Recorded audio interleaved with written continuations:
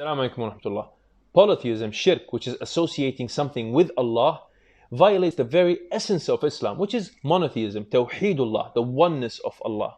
Now in Islam, there is two types of polytheism. One is greater polytheism, one is lesser polytheism. Greater polytheism takes you out of Islam, so you're not Muslim anymore, unless of course you sincerely repent. Lesser polytheism doesn't take you out of Islam, but it's a grave sin and you have to avoid. Now in greater polytheism, if you do any acts of worship for other than Allah, then that is greater polytheism. So you're doing prayers, you're doing siyam, you're sacrificing an animal for other than Allah, like in front of a grave, believing that this sacrificial animal for this dead person will give you some kind of blessings or whatever. All these are greater polytheism. Even dua, if you do it for other than Allah, then that is also greater polytheism. Also believing that any exclusive attribute of Allah, someone else shares. So if you believe that somebody knows the future, someone knows the unseen, these are all exclusive attributes of Allah. Not even the Prophet ﷺ knows the future, by the way. It is revealed to him by Allah. Somebody can give you health or wealth, or somebody controls the weather. All these things are exclusive attributes of Allah. Nobody else has them.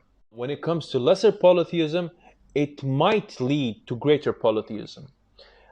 And I'll give you some examples. The Prophet ﷺ said, "Man halafa bighayri Allah faqad ashrak." Whoever swears by anything other than Allah, then he have committed polytheism. And in this hadith, the Prophet means lesser polytheism.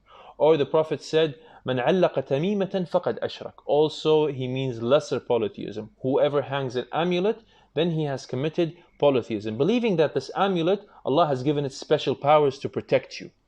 Just to give you a general understanding on this, if you believe anything that has an effect but it truly does not, you don't have a proof from the Quran or the Sunnah, or you don't even have scientific proof that it has an effect on you, whether it harms you or protects you or benefits you, then that is lesser polytheism. So also another example, believing in bad omens. You see a sign and you think that this sign, because of that sign, you've seen it, then it's going to be a bad day.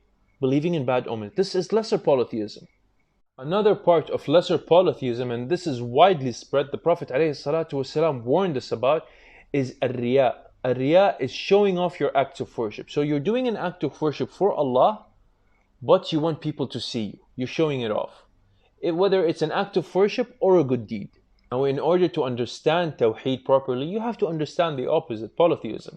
And this is all part of applying Tawheed. So know your Tawheed and apply it correctly. Assalamu alaikum.